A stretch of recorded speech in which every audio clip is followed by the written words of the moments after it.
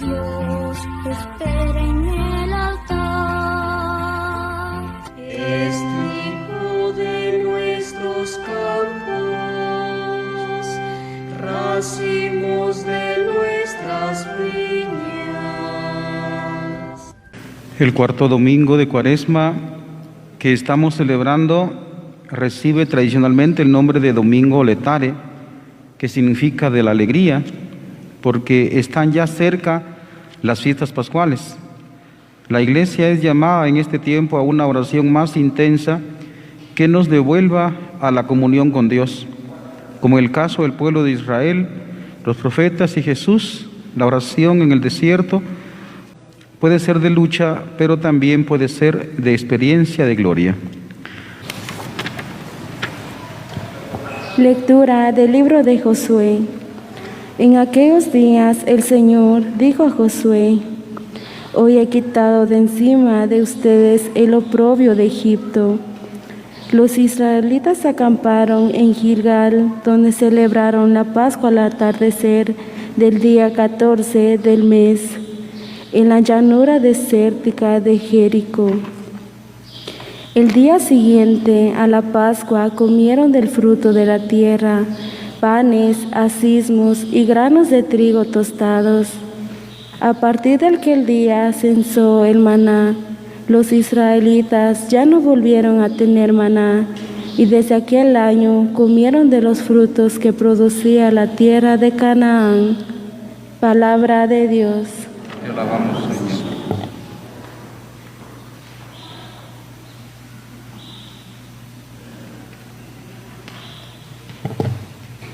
Gustad y ved qué bueno es el Señor.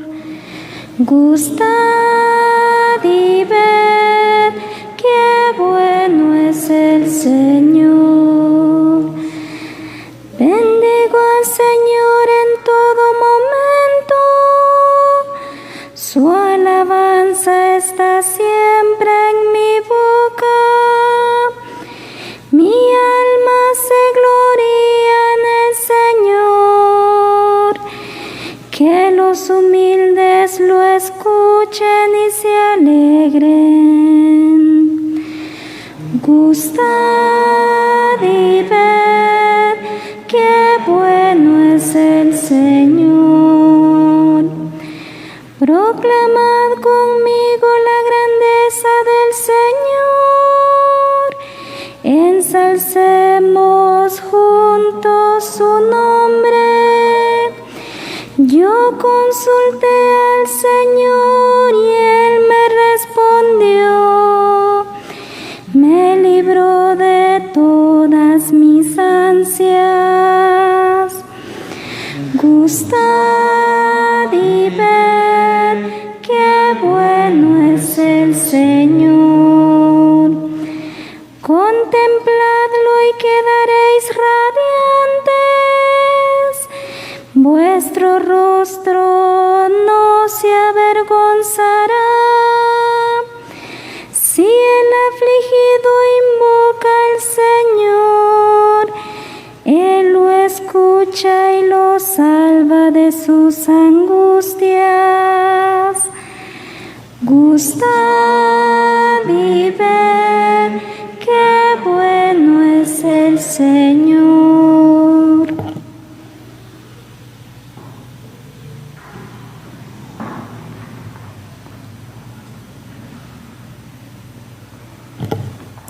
Lectura de la segunda carta del apóstol San Pablo a los Corintios. Hermanos, el que vive según Cristo es una criatura nueva. Para él todo lo viejo ha pasado, ya todo es nuevo. Todo esto proviene de Dios, que nos reconcilió consigo por medio de Cristo y que nos confirió el ministerio de la reconciliación, porque efectivamente en Cristo Dios reconcilió al mundo consigo, renunció a tomar en cuenta los pecados de los hombres y a nosotros nos confió el mensaje de la reconciliación. Por eso nosotros somos embajadores de Cristo y por nuestro medio es Dios mismo el que los exhorta a ustedes en nombre de Cristo. Les pedimos que se reconcilien con Dios. Al que nunca cometió pecado, Dios lo hizo pecado por nosotros, para que unidos a Él recibamos la salvación de Dios y nos volvamos justos y santos. Palabra de Dios.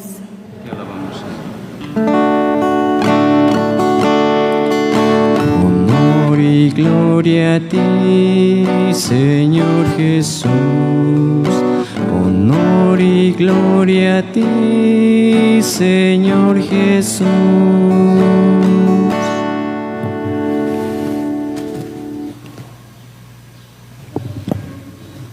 El Señor esté con ustedes. Lectura del Santo Evangelio según San Lucas.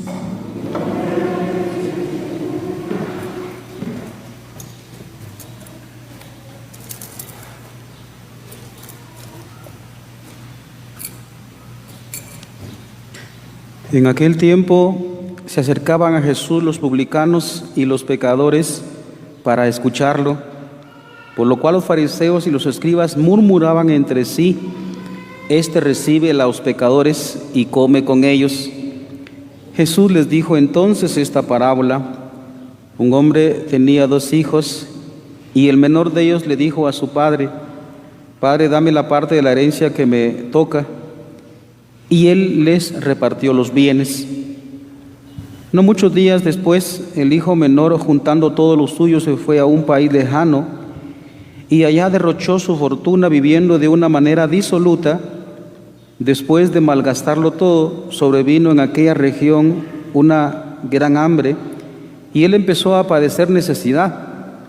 Entonces fue a pedirle trabajo a un habitante de aquel país, el cual lo mandó a sus campos a cuidar cerdos. Tenía ganas de hartarse con las bellotas que comían los cerdos, pero no lo dejaban que se las comiera. Se puso entonces a reflexionar y se dijo: ¿Cuántos trabajadores en casa de mi padre tienen pan de sobra? Y yo aquí me estoy muriendo de hambre. Me levantaré, volveré a mi padre y le diré: Padre, he pecado contra el cielo y contra ti. Ya no merezco llamarme hijo tuyo. Recíbeme como a uno de tus trabajadores. Enseguida se puso de camino hacia la casa de su padre. Estaba todavía lejos cuando su padre lo vio y se enterneció profundamente. Corrió hacia él y echándole los brazos al cuello lo cubrió de besos. El muchacho le dijo: Padre, he pecado contra el cielo y contra ti, ya no merezco llamarme hijo tuyo. Pero el padre le dijo a sus criados: Pronto, traigan la túnica más rica y vístansela. Pónganle un anillo en el dedo y sandalias en los pies. Traigan el becerro gordo y mátenlo. Comamos y hagamos una fiesta, porque este hijo mío estaba muerto y ha vuelto a la vida. Estaba perdido y lo hemos encontrado. Y empezó el banquete. El hijo mayor estaba en el campo y al volver, cuando se acercó a la casa, oyó la música y los cantos. Entonces llamó a uno de los criados y le preguntó qué pasaba. Este le contestó: Tu hermano ha regresado y tu padre mandó matar el becerro gordo por haberlo recobrado sano y salvo. El hermano mayor se enojó y no quería entrar. Salió entonces el padre y rogó que entrara, pero él replicó: Hace tanto tiempo que te sirvo, sin desobedecer jamás una orden tuya, y tú no me has dado nunca ni un cabrito para comérmelo con mis amigos. Pero eso sí, viene ese hijo tuyo que despilfarró tus bienes con malas mujeres y tú mandas matar el becerro gordo. El padre repuso: Hijo mío, tú siempre estás conmigo y todo lo mío es tuyo. Pero era necesario hacer fiesta y regocijarnos, porque este hermano tuyo estaba muerto y ha vuelto a la vida, estaba perdido y lo hemos encontrado. Palabra del Señor.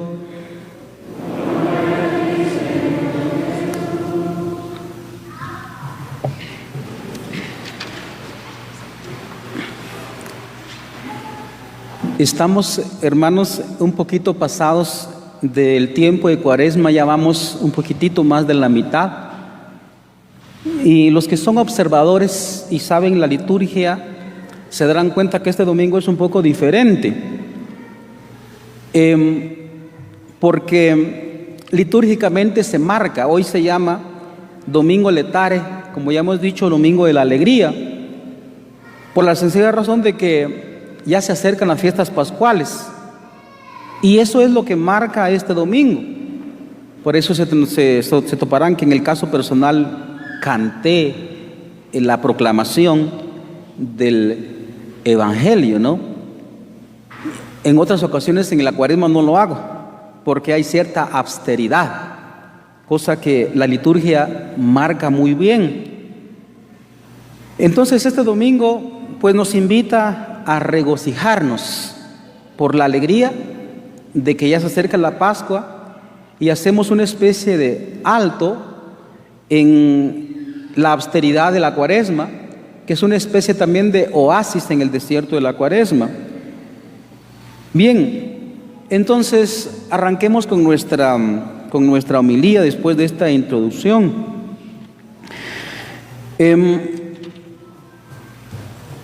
El capítulo 15 de Lucas, queridos hermanos, nos transmite tres parábolas muy características de la misericordia de Dios, que forman una unidad. Hoy leemos la introducción y la parábola del Hijo Pródigo, como así lo conocemos, ¿no? Y que varios dicen que se debería llamar la parábola del Padre Misericordioso. En esta ocasión, omitiendo esta vez la del pastor que se carga sobre los hombros a la oveja descarriada, y de la mujer que reúne a sus vecinas para comunicarles su alegría por la moneda que ha encontrado y que se le había perdido. Así es la alegría de Dios por un solo pecador que se convierta. La ocasión se la brinda a Jesús los fariseos y los letrados, que se escandalizaban, es decir, no les gustaba, y encima de eso murmuraban porque Él, es decir, Jesús, acogía a los publicanos y pecadores, es decir, la gente que uno tiene por rechazada, ¿no? Y comía con ellos. La lección, por tanto, va para esas personas que no tienen misericordia. La parábola es una obra maestra, y lástima que no contamos con suficiente tiempo para ir desgranando cada una de ellas, pero cada uno de los aspectos de esa parábola. Pero bueno, repitamos que la parábola es una obra maestra contada con exquisitos toques psicológicos.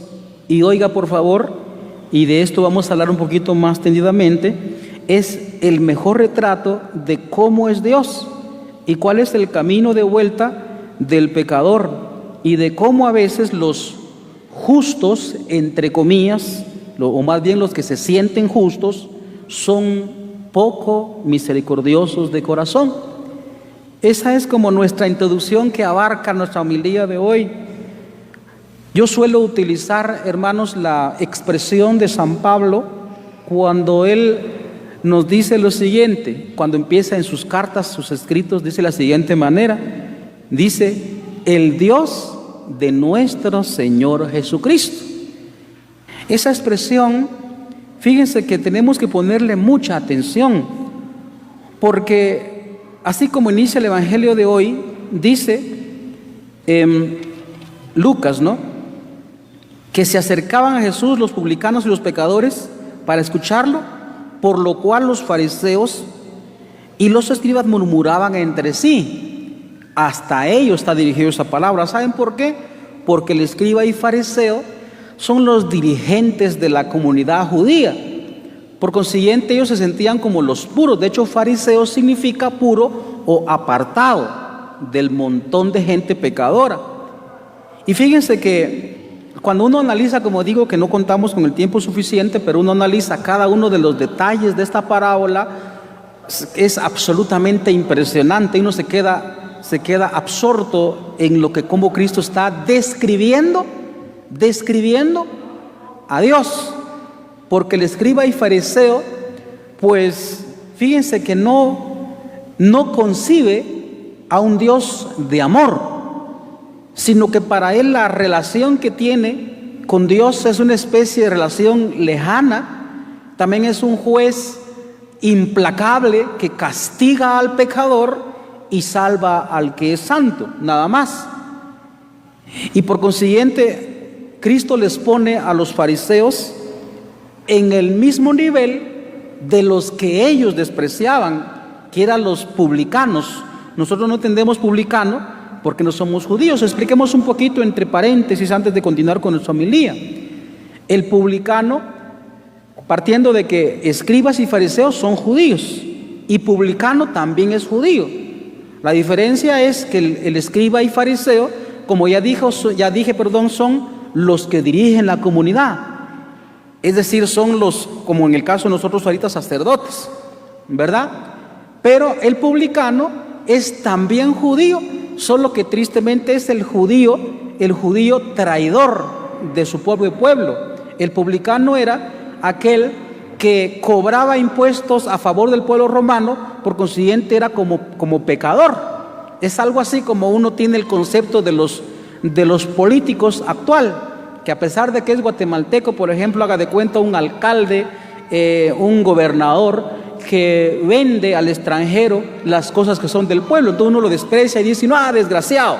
Ve, así era visto el publicano. Bueno, cerramos el paréntesis. A lo que vamos con esto es que Jesucristo pone al mismo nivel a los escribas, fariseos y sacerdotes, los colocaba al mismo nivel que el publicano y el pecador. Estoy seguro que eso le cayó recontra mal a los escribas y fariseos. Es impresionante. Entonces yo estoy seguro que con eso se ofendieron con ganas. No es que Jesús ofendiera, como yo suelo decir, sino ellos se ofendieron, porque ¿cómo así que nosotros vamos a ser también condenados? Bueno, una cantidad de cosas que podemos decir en este sentido, pero como digo, uno tiene que ponerle atención a cómo va a presentar a Jesucristo a su Padre Dios. De hecho, como decíamos una homilía hace unos días, solo el hecho de que Jesús tratara a Dios su propio Padre, eso era un escándalo completo para el pueblo judío, para todo el mundo. Era un escándalo, porque como digo, el fariseo, el escriba, el sacerdote, el judío en general, tenía el concepto de un Dios implacable, un Dios lejano, un Dios justiciero, un Dios vengador. Así tenía el concepto el judío. Y cuando Cristo va a presentar a su Padre Dios como un Padre amoroso, misericordioso, que no está echando en cara las culpas, los pecados de la gente, entonces ellos no lo quieren aceptar, pero Jesucristo presenta así a Dios. Y si nos remitimos ahorita a la liturgia otra vez de este domingo, ese es el motivo de la alegría, que Dios no es como los que escribas y fariseos decían, sino como dice San Pablo, el Dios que vino a predicar nuestro Señor Jesucristo, que es un Padre amoroso, es un Padre tierno, es un Padre que no nos echa en cara las cosas, sino nos perdona. Ahora bien, aplicando, hermanos, eso hacia nosotros, ¿qué concepto tenemos nosotros de Dios? Veamos. Como dije, Lucas está presentando, más bien Jesucristo está presentando al escriba y fariseo al mismo nivel, los dos. Por ejemplo, en la parábola, ¿cuántos personajes hay? ¿Cuántos personajes hay? Tres personajes. Está el hermano menor que le desea la muerte a su padre con el hecho de pedirle la herencia. Por eso hay de ustedes, patojos y patojas, que estén pidiendo herencia a los papás. Es desearle a la muerte. Primer hijo, el hijo menor. Segundo hijo, el hijo mayor. El hijo menor está representando al publicano y el hijo mayor está representando al escriba y fariseo o al judío en general. Y está el padre. Esos son los tres personajes. Pero mire, como decía Monseñor Ricardo Tabón Restrepo, decía él que cuando uno se aleja de Dios es imposible tener relación, es decir, tener relaciones interpersonales con el hermano o con nuestros semejantes, cuando se tiene muy lejos a Dios. Porque se dan cuenta ustedes, los dos hijos no amaban al padre. El primero, que es el menor, que es el que como el protagonista, algo así se siente, por eso se le llama la parábola del hijo pródigo, ese protagonista no quiere a su papá, porque al pedirle la herencia le está deseando la muerte, es como que el papá no existiera. Por eso aquel, para nosotros ahorita, aquel que está pidiendo herencias a su papá, le está deseando la muerte. Y yo le animo al papá y a la mamá que no estén dando herencias a los papás que estén pidiendo por malcriados. Bueno, la cosa es que el hijo no quiere a su papá. Y por eso es que tan fácil se larga de la casa. El hijo mayor que se queda, en la apariencia ama a su papá, pero tampoco lo quiere porque cuando le reclama a su papá, ve ese hijo tuyo, es un libertino, fue a malgastar tu dinero con malas mujeres. Está pensando en el dinero, no en el dolor que sintió el papá porque el hijo, a saber dónde estaba el hijo menor. No están pensando en el papá, están pensando nada más en la plata. Ahora, si hacemos esa comparación de nosotros, yo le pregunto a usted, y me pregunto a mí mismo también, ¿usted ama a Dios? Porque es que se nota que demasiada petición de milagros, demasiada. Si pedimos nosotros demasiado, ¿por qué no amamos a Dios? Sino que lo estamos utilizando también como el hijo menor que pidió cosas, pidió su herencia y pues se lo llevó, y también el hijo mayor que no ama a su papá sino le reclama, malgastó tu pisto. Entonces, si nosotros pedimos demasiado milagro, entonces no amamos a Dios. ¿Y dónde se prueba? Cuando la gente se va de la iglesia porque Dios no le hizo un favor y prefiere irse con Mashimón, prefiere irse con brujos. Entonces nosotros también podemos ser estos dos hermanos que entre sí mismos no se aman, como decíamos señor Ricardo Tabón Restrepo, que media vez uno está alejado de Dios, es imposible tener relaciones interpersonales. Pensemos nosotros, aplicando nosotros, ¿por qué nos peleamos tanto en casa? Preguntémonos eso, porque en el fondo no se trata más de rencillas o de opiniones, sino que en el fondo también estamos alejados de Dios. Bueno, y aparece, como digo, también el Padre misericordioso, que no nos está echando en cara las cosas que nosotros hacemos. De hecho, cuando fue que decíamos hace unos días, no recuerdo exactamente cuándo lo dije, pero por ejemplo aquella parábola también que Jesucristo pone, ¿verdad? También enseñando a los escribas y fariseos de aquel patrón que perdonó una deuda grande a uno y después el trabajador no quiso perdonar. Esa deuda no existe, es inexistente, porque Dios no nos está cobrando. Dios no nos está cobrando. Pues de hecho uno de los profetas dice, ¿quién les pide a ustedes sus diezmos? ¿Quién les pide a ustedes sus sacrificios? Lo que quiero es conocimiento de Dios. Dios no está cobrando nada. Por eso es que Él nos ama con ternura. Ahora bien, hermanos, esto es demasiado bello y no me dan como las palabras para expresarlo. Por eso lo voy a expresar ahora con ejemplos también, como Cristo mismo hace, para darle una lección a los escribas y fariseos que tenían el mal concepto de Dios. Fíjense que hay dos cosas voy a comentar, dos cosas. Primero, ¿por qué nosotros nos cuesta también horrores hoy percibir a Dios como un Padre de amor? Porque la queja que solemos tener es Dios no me oye. Todo aquel que piensa eso, Dios no me oye, Dios no me escucha, Dios no me quiere, Dios se olvidó de mí, Dios como que no escucha lo que yo le pido. Cuando decimos eso es porque en el fondo no estamos percibiendo el amor misericordioso de Dios. Y la pregunta es, ¿por qué no lo percibimos? ¿Por qué no lo percibimos? Fíjense que, ¿recuerdan ustedes las palabras de Jesucristo mismo en el capítulo 25 de San Mateo, cuando habla del juicio? Dice Jesucristo, lo que hiciste a mis más pequeños hermanos, a mí me lo hiciste, a mí me lo hiciste. Eso significa que Cristo vino a presentar con su persona, con su humanidad, con su humanidad, vino a presentar: este es Dios. Usted se va a topar a Dios, entonces, en la persona de Jesús, agachado, hincado frente a Pedro, lavándole los pies. ¿Ve? Pero recordemos que Cristo, dice San Pablo, es la cabeza, y la iglesia es el cuerpo de Cristo.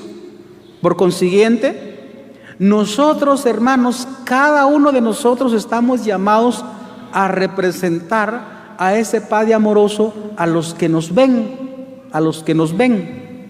Uno está llamado a representar a ese Dios. Y aquí qué pena decir esto, pero aquí fallamos todos, porque hay madres actualmente, mujeres que deberían amar a sus hijos, no los aman, sino que abandonan a sus hijos. Yo tengo un muchacho que es como mi hijo porque su nana y su tata lo abandonó. Y entonces no sé hasta dónde yo he sido padre para él, pero espero hacer bien el papel. Pero es ahí donde la gente no percibe el amor de Dios, porque nosotros somos los que fallamos. Y como decía el Papa Francisco en la carta Patris Cordes, en el año de San José, el hombre, por el hecho de tener hijos, no significa que sea padre. De hecho, ¿por qué no se celebra tanto el Día del Padre? Porque el padre no está con los hijos. Es muy raro el papá que está con los hijos. El hombre cree que yéndose al Canadá, o yéndose a Estados Unidos, o yéndose a un trabajo lejano para ganar plata y proveyendo a los hijos, cree que eso es ser padre. Me perdonan, pero eso no es ser padre. Eso es ser proveedor. Eso es ser proveedor. Yo escucho a los muchachitos y a las muchachitas, más muchachitas: yo quisiera que mi papá esté conmigo, que mi papá esté conmigo, porque en la apariencia los patojos piden un montón de cosas, pero en la realidad lo que necesitan es la presencia del papá.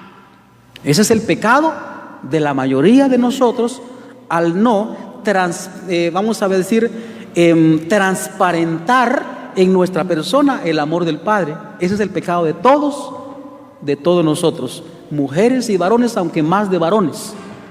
Bendito Dios en que en el caso mío, mi mamá estuvo conmigo, mi papá no estuvo, no porque no quiso, sino porque lo asesinaron. Pero este es un pecado de nosotros, porque no percibimos el amor de Dios, porque de pronto nuestros propios padres han fallado, o nosotros mismos estamos fallando como padres de familia. De hecho, le cuento un testimonio de Santa Teresita, el Niño Jesús. ¿Cuál es el testimonio? Ella decía: si yo no soy santa, es por negligencia mía, porque tengo un padre tan amoroso que veo el amor de Dios en mi propio padre. ¿Ve? ¿Se dan cuenta? Lo dice una santa, y esto es infalible. Esto nadie lo puede refutar. Eso es infalible. El amor del padre, especialmente del varón, es el que es encargado de manifestar el amor de Dios a sus propios hijos y a su propia esposa. Y como nosotros somos los que fallamos, esa es la razón de por qué todavía a nosotros nos cuesta tanto percibir a un Padre amoroso, un Padre misericordioso. Voy a terminar con un ejemplo. Dije que iba a contar dos cosas, ahorita va la segunda. Miren, eso que les acabo de decir, yo sé que a muchos les cae mal, les hiere, pero una cosa es que yo ofenda, otra cosa es que se ofendan. La verdad es que yo no estoy de acuerdo, porque es que yo mismo lo he vivido, que los tatas se larguen al Canadá, se van para Estados Unidos, se van a no sé dónde y dejan abandonado a sus hijos. Los que se van a Estados Unidos van por años, a veces ya nunca regresan. O incluso los que van al Canadá se van por 1 año, 2 años, 3 años, aunque sea. Pero media vez se falta la presencia del hijo, entonces se comete un pecado grave. ¿Por qué lo digo? Bueno, porque en estos días una hermana me pidió que fuera a visitar a una niña. Y yo no había tenido tiempo. Y la verdad es que esta niña, pues yo no le conozco el papá. Y la mamá tristemente se fue para Estados Unidos y dejó abandonado a su hija. la hija está con la abuela. Y yo recuerdo que yo llegaba a visitar a la familia y la niña se me prendía, a pesar de que tenía ahí a su mamá. Se me prendía y ahora pregunta por mí. La conocí y cuando la conocí se prendió de mí. Entonces siempre pregunta a su tía por mí. Le pregunta. Bueno, pues la tía me decía: padre, vaya a visitar a tal niña, no voy a mencionar su nombre, vaya a visitarla. Bueno, hice mi tiempo, la fui a ver, impresionante, pero la niña me abrazó, padre, se sentó en mis piernas, por supuesto que ahí estaba la abuela, se sentó en mis piernas y me escribió un papelito, me enterneció porque ahora ya no se hace eso, porque ahora la gente está llena de WhatsApp y de medios tecnológicos, de Messenger y de no sé qué tanta red social. Me escribió un papelito, ahí mencionaba el nombre de la tía y mencionaba mi nombre. Y entonces yo decía: ay, Dios mío, cuánta falta le hará a su papá a esta niña. Y entonces la abracé, le di un beso y la tuve que dejar, porque al fin y al cabo está con su familia, yo tengo que dedicarme a mis labores pastorales. Pero les doy ese testimonio porque no se logra percibir a Dios amoroso por ese pecado nuestro. Porque nosotros somos, o como decía aquí la reflexión que yo acabo de leer, dice: y como a veces los justos son pocos misericordiosos. El papá cree que es buen papá mandando cosas de los Estados Unidos al Canadá. La mamá cree que también es buena mamá, pues nada más proveyendo de cosas a veces porque no está el papá. Y no se dan cuenta que la presencia es importante, Entonces, pues no confundamos las cosas. Hay que ser verdadero padre y hay que ser verdadera madre. Entonces, hermanos, pues que nosotros percibamos esa misericordia de Dios. Este es el mensaje de este domingo, de que nosotros tenemos un Padre amoroso, un Padre misericordioso, un Padre que sale a nuestro encuentro. A veces uno cree que uno viene a la iglesia y uno cree que le hace un favor a Dios, pero es Dios el que sale a nuestro encuentro. Él es el que nos anda buscando, pregunta por nosotros, Él pregunta. Entonces, pues que nosotros tengamos esa alegría. Y como decíamos anteriormente, la parábola es una obra maestra contada con exquisitos detalles, toques de psicología, el mejor retrato de cómo es Dios y cuál es el camino de vuelta para el pecador, es decir, nosotros. Pues que percibamos esa exquisitez del Padre amoroso, porque si no percibimos esa delicia del amor del Padre, entonces es ahí en donde fallan las relaciones interpersonales los unos con los otros y somos infelices. Voy a terminar también haciendo énfasis en que es tiempo de regresar, porque la gente que nos alejamos de Dios, tal vez estamos físicamente en la iglesia o estamos físicamente en una comunidad, pero por el pecado, por cuestión de trabajo, por mentalidades, por moda, por no sé qué, la gente, si nos alejamos de Dios, la gente se va de la casa y entonces uno cree que puede ser más feliz allá afuera alabando o haciendo cualquier cosa, viviendo como el hijo, como unos libertinos. Y a la hora de la realidad falta todo. No nos engañemos. La gente dice: me fui porque me hizo mala cara el padre, me fui porque los hermanos me trataron mal, me fui por ciertas cosas. Bueno, dejemos eso de lado y maduremos un poquito. Aquel que se aleja de Dios, él es el que pierde, como este hijo que se da cuenta de todo lo que perdió por alejarse de la casa del padre, y que el pisto no valía, de que el pisto no interesaba, como nosotros también. A veces pedimos tanta prosperidad, pues no pidamos prosperidad porque eso no vale. Cristo no tiene dinero para dar, lo que tiene es amor para darnos. Si nos alejamos de Dios, perdemos todo. Parece que no pasa nada, pero se pierde todo. Y yo les doy mi testimonio porque viví sin papá, porque como ya les he dicho, me lo quitaron en un tiempo cuando yo estaba muy pequeño. No es igual vivir con papá que sin papá. Y eso trasladando al ámbito espiritual, no es igual vivir con Dios que sin Dios, no es igual. Uno se pierde el sentido de la existencia, pierde uno el horizonte hacia dónde va, se pierden relaciones interpersonales y todo se pierde si uno se aleja de la casa del Padre. Por consiguiente, pues es tiempo de volver a la alegría del Padre que nos abraza también y nos reviste otra vez con su amor. Eso significa todo el revestimiento, el anillo, todo eso significa, pues es necesario que volvamos a Él, que Él nos abrace con su ternura.